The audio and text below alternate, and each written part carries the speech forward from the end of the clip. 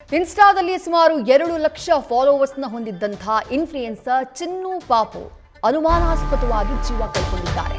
ಕಾಸರಗೋಡಿನ ಬಾಡಿಗೆ ಮನೆಯಲ್ಲಿ ಈಕೆಯ ಶವ ಪತ್ತೆಯಾಗಿದೆ. ಮೇಲ್ನೋಟಕ್ಕೆ ಆತ್ಮಹತ್ಯೆ ರೀತಿ ಕಾಣಿಸ್ತಾ ಇದೆ. ಆದರೆ ಸಾವಿನ ಹಿಂದೆ ಹಲವು ಅನುಮಾನಗಳಿದ್ದಾವೆ. 1 ತಿಂಗಳ ಹಿಂದಷ್ಟೇ ಚಿನ್ನು ಪಾಪು ಪತಿಯಿಂದ ಡಿವೋರ್ಸ್ ಅನ್ನ ಪಡ್ಕೊಂಡಿದ್ಲು.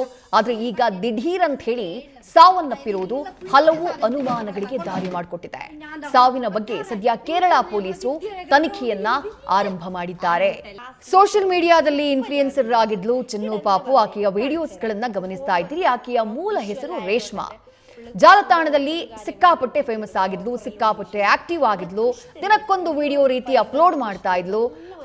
ಕಾಸರಗೋಡು ಸಮೀಪದ ಉಳಿಯತ್ತಡ್ಕದ ಬಾಡಿಗೆ ಮನೆಯಲ್ಲಿ ಈಕೆ ಕಳೆದ ಕೆಲ ಸಮಯದಿಂದ ವಾಸ ಇದ್ಲು. ಗ್ರಾಮೀಣ ಜೀವನ, ಗ್ರಾಮೀಣ ಆಹಾರ ಇವುಗಳು ಈಕೆಯ ಕಾಂಟೆಂಟ್ ಆಗಿತ್ತು. ಚಿನ್ನು ಪಾಪು ತುಳು ಹಾಗೆ ಮಲಯಾಳಂ ಎರಡೂ ಭಾಷೆಯಲ್ಲಿ ವಿಡಿಯೋಗಳನ್ನ ಮಾಡಿ ಅಪ್ಲೋಡ್ ಮಾಡ್ತಾ ಇದ್ಲು.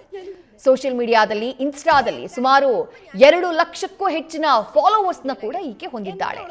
ಕಾಸರಗೋಡಿನ ಬಾಡಿಗೆ ಮನೆಯಲ್ಲಿ ಆತ್ಮಹತ್ಯೆ ರೀತಿ ಈಕೆಯ ಮೃತದೇಹ ಪತ್ತೆಯಾಗಿದೆ. ಬೆಡ್ಶೀಟ್ ಅನ್ನ ಫ್ಯಾನಿಗೆ ಹಾಕೊಂಡು ಉರುಳು ಬಿಗಿದುಕೊಂಡು ಸಾವನ್ನಪ್ಪಿದ್ದಾಳೆ. ಹಲವು ಅನುಮಾನಗಳಿಗೆ ಕಾರಣ ಆಗ್ತಾ ಇದೆ. ಈಕೆಯ ಸಾವು ದೊಡ್ಡ ಮಟ್ಟದಲ್ಲಿ ಸಂಚಲನ ಕೂಡ ಕ್ರಿಯೇಟ್ ಮಾಡಿದೆ.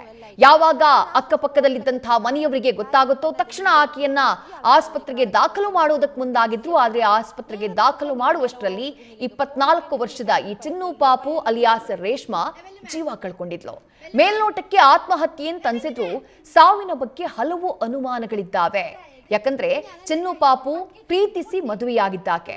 ಆದ್ರೆ 1 ತಿಂಗಳ ಹಿಂದಷ್ಟೇ ವಿಚ್ಛೇದನ ಆಗಿತ್ತು. ಈಕೆಗೆ 4 ವರ್ಷದ ಮಗು ಕೂಡ ಇದ್ದು ಆ 4 ವರ್ಷದ ಮಗು ಈಕೆಯ ಪೋಷಕರ ಮನೆಯಲ್ಲಿ ಇದೆ ಅನ್ನುವಂಥ ಮಾಹಿತಿ ಇದೆ. ಅಸಹಜ ಸಾವನ್ನ ದಾಖಲಿಸಿಕೊಂಡು ಅಸಹಜ ಸಾವು ಪ್ರಕರಣ ದಾಖಲಿಸಿಕೊಂಡು ಸದ್ಯ ಪೊಲೀಸರು ಚಿನ್ನು ಪಾಪು ಅಲಿಯಾಸ್ ರೇಷ್ಮಾ ಸಾವಿನ ಬಗ್ಗೆ ತನಿಖೆಯನ್ನ ಮಾಡ್ತಿದ್ದಾರೆ. ನ್ಯೂಸ್ ಫಸ್ಟ್ ನಿರ್ಭೀತಿಯಿಂದ ನಿಮ್ಮ ಪರವಾಗಿ.